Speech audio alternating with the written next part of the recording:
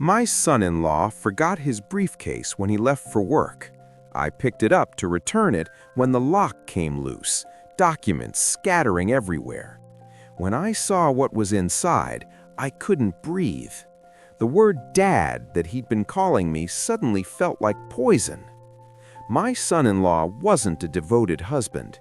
He was a fraud, a manipulator, a dangerous predator who wanted to control everything. Our money, my daughter, even the lives of my 2 grandchildren. But I had discovered his plan, and now I would stop him before it was too late. Welcome to Family Justice Files. I'm sharing real stories of family betrayal and justice. If this caught your attention, let me know in the comments where you're watching from. I'm Robert Hayes, 69 years old, retired high school history teacher from Minneapolis. 3 years ago, after my wife Elizabeth died from cancer, my daughter Amanda begged me to move in with her family. She had 2 young kids, Sophie and Lucas, and said they needed their grandpa around.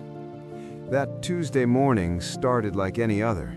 I made breakfast, got the kids ready for school, cleaned up the kitchen. That's when I noticed it, Daniel's briefcase sitting by the front door. My son-in-law never forgot anything. I picked it up to catch him before he got too far, but the latch was loose. The briefcase slipped from my hands and hit the floor with a heavy thump. Documents exploded across the hardwood, white papers sliding in every direction. That's when I saw it. The first document stopped me cold. Property Transfer Agreement, State of Minnesota. Our address, 3142 Oakwood Boulevard. The house Amanda and I had purchased together after Elizabeth died. The house where I'd invested nearly $50,000 from selling my old home. Transfer from Robert Hayes and Amanda Chen. Transfer to Daniel Michael Chen. Property value, $580,000.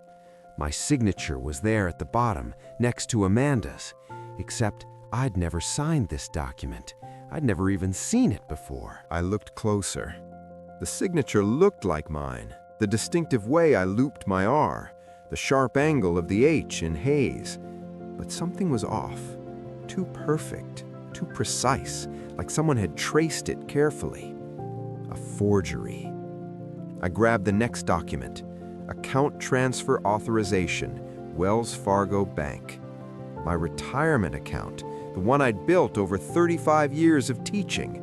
$78,000 transferred to Daniel M. Chen's individual account. Another forged signature. I shuffled through more papers. My hands were shaking now.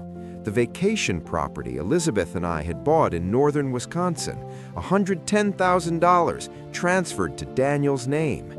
Investment accounts, savings bonds, even the classic car Elizabeth and I had restored together. Everything, all being transferred to Daniel. I did the math in my head. Over $800,000. Everything I had, everything Elizabeth and I had built together. Everything I'd planned to leave for Amanda and the grandkids. Daniel was taking it all. But at the bottom of the pile, I found something that made my blood run cold. A sticky note in Daniel's handwriting.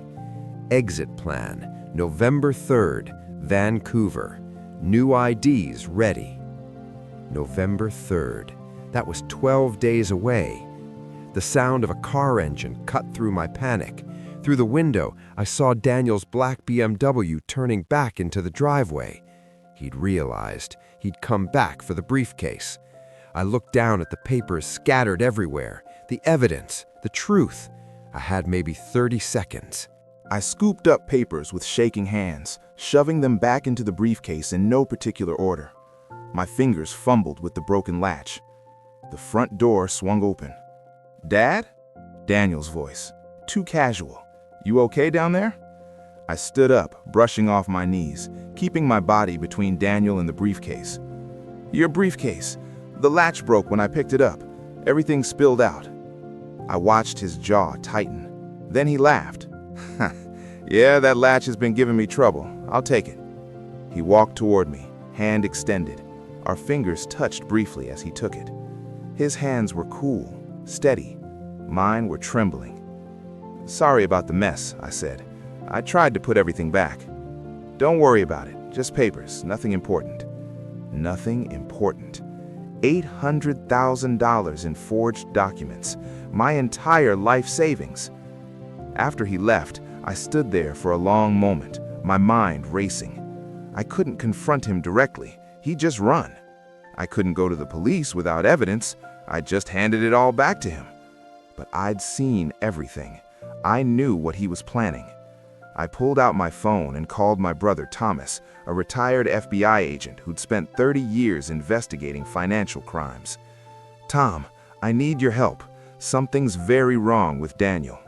Thomas arrived within an hour with equipment I didn't recognize. Cameras, recording devices, laptop, computers. "We start with surveillance," he said. "Watch Daniel's routine, see who he contacts, look for patterns." For 3 days we watched. Thomas set up hidden cameras around the house. We monitored Daniel's movements, documented his phone calls, tracked his comings and goings. On the 3rd day, we found it. Daniel had a storage unit downtown, registered under a fake name. Thomas followed him there one morning and photographed everything through a telephoto lens.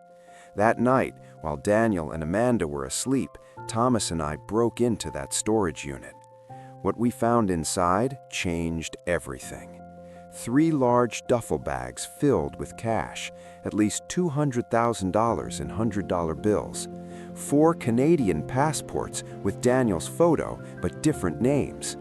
Airline tickets to Vancouver for 4 people, Daniel, Amanda, Sophie, and Lucas, departing November 3rd. And a handgun, a Glock 17, fully loaded. "He's not just stealing from you," Thomas said quietly. "He's planning to kidnap Amanda and the kids, take them to Canada, disappear completely." We photographed everything, then put it all back exactly as we'd found it. Back at the house, Thomas pulled up information on his laptop. I ran Daniel's fingerprints from a coffee cup. "Robert, your son-in-law isn't who he says he is." He turned the screen toward me. "His real name is David Chen. He's wanted in 3 states, California, Oregon, and Washington, for running real estate fraud schemes targeting elderly victims. He's stolen over $3 million from families just like yours." My stomach turned. "Amanda doesn't know?" "I don't think so. He's been using her as cover, access to your assets." "But Robert," Thomas looked at me seriously, "we need to move fast. November 3rd is 9 days away. If he gets Amanda and those kids across the border, you might never see them again." We had to get Amanda away from Daniel without him knowing what was happening.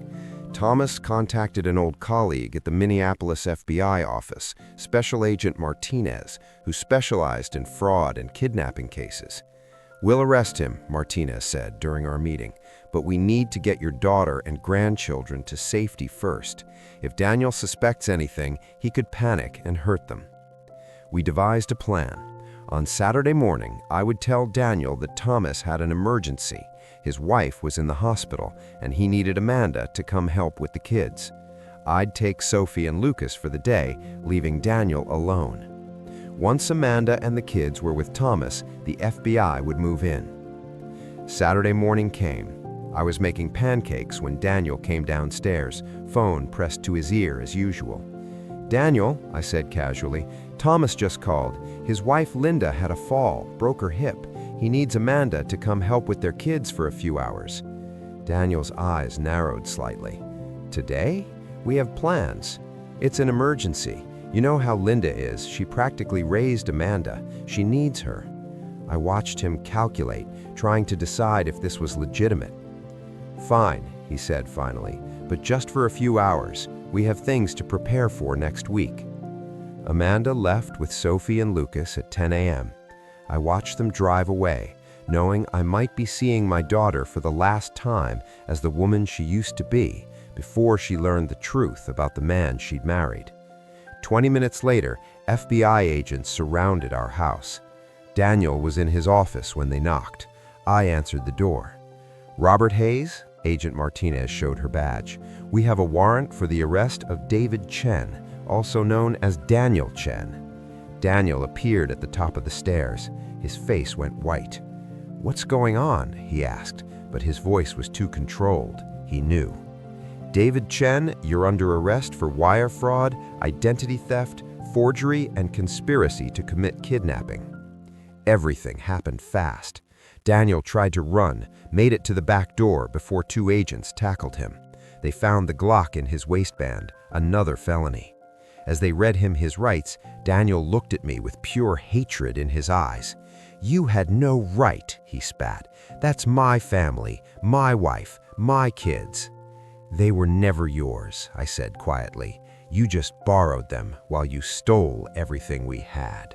Amanda and the kids live with me now in a new house, smaller than before, but filled with sunlight and safety. We lost a lot in Daniel's aftermath. The vacation property was gone, sold to pay legal fees. Nearly $200,000 of our investments vanished into his offshore accounts. But we won the battle for the house. After 4 months of court proceedings, the fraudulent property transfer was invalidated. Most importantly, Amanda and the children were safe. David Chen, Daniel Chen, was sentenced to 30 years in federal prison. No parole for at least 25 years. He would be 70 before walking free. His entire network was dismantled. 9 associates arrested across 6 states. The FBI seized over $5 million. Amanda struggled at first, angry, confused, betrayed, but therapy helped. She started volunteering at a fraud victim support group downtown, helping other families recognize the warning signs she'd missed. Sophie and Lucas were healing too. Kids are resilient.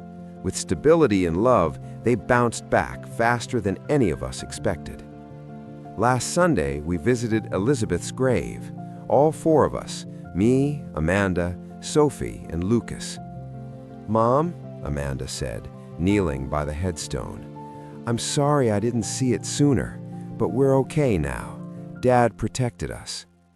I wrapped my arm around my daughter's shoulders. We'd lost money, property, years of peace, but we'd gained something more valuable: our freedom from a monster who'd worn the mask of a devoted husband. If you're watching this and something feels wrong in your family, if someone you trust is controlling you, manipulating you, stealing from you, know this: trust your instincts, verify everything, check public records, question inconsistencies. I ignored small signs for months: Amanda's isolation from friends, Daniel's vague answers about work, his controlling behavior that seemed like devotion. Don't wait for a briefcase to fall open before you investigate. Document everything. Keep copies. Tell someone you trust.